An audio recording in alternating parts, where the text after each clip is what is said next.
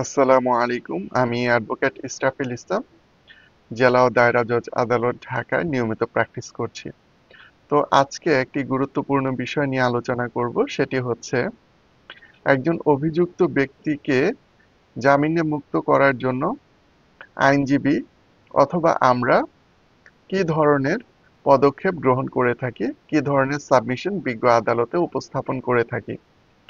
তো অনেক মামলা আছে যেখানে যাদেরকে অভিযুক্ত করা হয়েছে তারা উক্ত অভিযোগের সাথে বা উক্ত ঘটনার সাথে কোনোভাবেই সম্পৃক্ত নয়। তাদেরকে হয়রানিমূলক মিথ্যে মামলা দিয়ে তাদেরকে হ্যারেস করা হয়ে থাকে। তো এ ধরনের সিচুয়েশনের ক্ষেত্রে আমরা আইনজীবীরা কিছু বিষয় বিজ্ঞ আদালতকে জানিয়ে থাকি, বিজ্ঞ আদালতের সম্মুখে উপস্থাপন করে থাকি।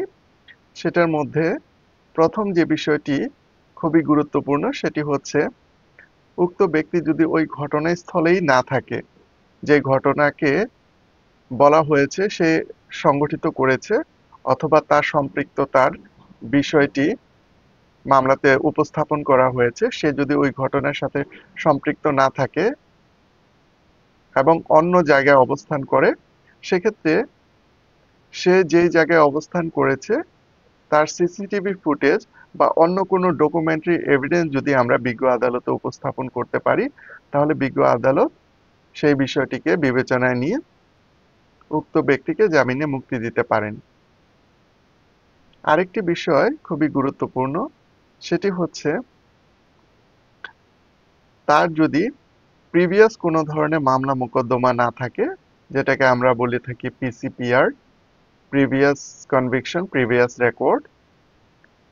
তার পিসিপিআর এর যদি কোনো ধরনের মামলা মোকদ্দমা না থাকে, সেই বিষয়টিও বিজ্ঞ আদালতে আমরা উপস্থাপন করতে পারি যে তার প্রিভিয়াস হিস্ট্রি খুবই ভালো ছিল, তাকে মিথ্যে এবং হয়রানিমূলক মামলায় সম্পৃক্ত করা হয়েছে, সে পূর্বে কোনো ধরনের অফেন্সের সাথে সম্পৃক্ত ছিল না। সেই বিষয়টিও বিজ্ঞ আদালত বিবেচনায় নিয়ে থাকেন।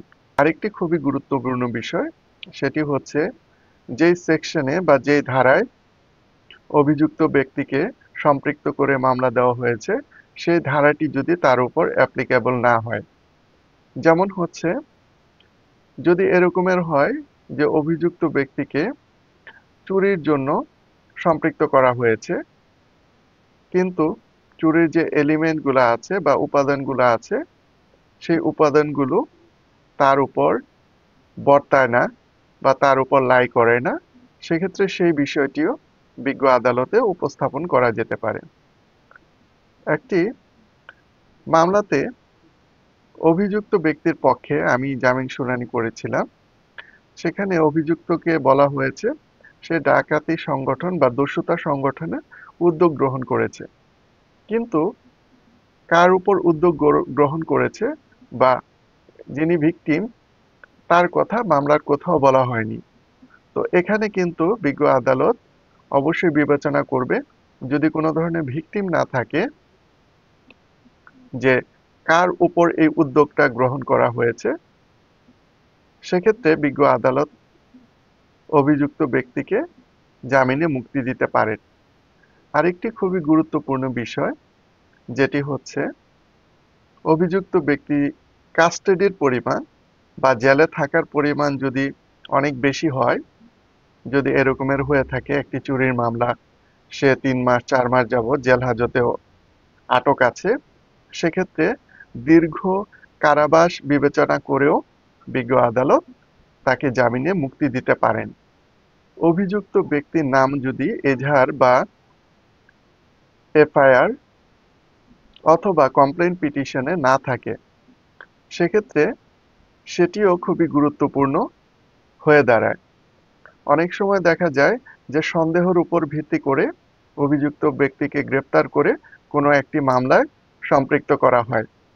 এটি অনেক সময় আমাদের সেক্টরে হয়ে থাকে।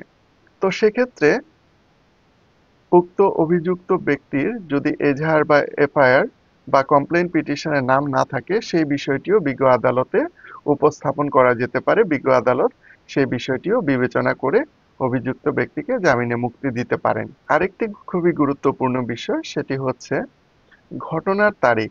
ঘটনার তারিখ থেকে মামলা দায়েরের তারিখ যদি অনেক ব্যবধান হয়ে থাকে। আমার একটি মামলায় ঘটনার তারিখ দেখানো হয়েছে ১৯ তারিখ এবং মামলা করা হয়েছে ২৮ তারিখ। ১৯ তারিখ থেকে ২৮ তারিখ একটা দীর্ঘ গ্যাপ সৃষ্টি হয়েছে। তো আমি বিজ্ঞ আদালতে এই বিষয়টি উপস্থাপন করেছি যে এখানে যদি প্রকৃতপক্ষে ঘটনাটি হয়েই থাকতো, ইমিডিয়েটলি মামলাটি দায়ের করা হতো। কিন্তু এখানে দীর্ঘ একটি গ্যাপ ক্রিয়েট হয়েছে।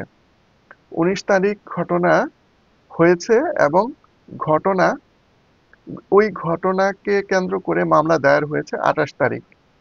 তো এখানে কিন্তু একটি সন্দেহ থেকে যায় প্রকৃত ঘটনা ঘটেছে না ঘটেনি। তো সেক্ষেত্রে এটার বেনিফিটও অভিযুক্ত ব্যক্তি পেতে পারেন। তো এই বিষয়টিও বিজ্ঞ আদালতে উপস্থাপন করা যেতে পারে এবং বিজ্ঞ আদালত এটিও বিবেচনায় নিয়ে থাকেন। আবার অনেক সময় দেখা যায় যে অভিযুক্ত ব্যক্তির বিরুদ্ধে মামলা করা হয়েছে, উক্ত অভিযুক্ত ব্যক্তি পূর্বে ওই বাদীর এগেইনস্টে পূর্বে একটি মামলা করেছিল। সেই বিষয়টি আমরা যদি সার্টিফাইড কপি দিয়ে বিজ্ঞ আদালতে উপস্থাপন করে থাকি, বিজ্ঞ আদালত এই বিষয়টিও বিবেচনায় নিয়ে থাকে। পরবর্তী যে কাউন্টার মামলাটি হয়েছে, সেই কাউন্টার মামলাটি প্রতিশোধ পরায়ণ হয়ে করা হয়েছে বলে ধরে নিতে পারেন। তো বিজ্ঞ আদালত জামিনে মুক্তির জন্য এই বিষয়টি বিবেচনায় নিয়ে থাকেন। আবার অভিযুক্ত ব্যক্তি যদি কোনো ইনফ্লুয়েন্সিয়াল পার্সোনালিটি হয়ে থাকে, কোনো সমাজের গণ্যমান্য ব্যক্তি হয়ে থাকে, সেক্ষেত্রে সেই বিষয়টিও বিজ্ঞ আদালতে উপস্থাপন করা যেতে পারে। সেটিও বিজ্ঞ আদালত অনেক সময় বিবেচনায় নিয়ে থাকেন।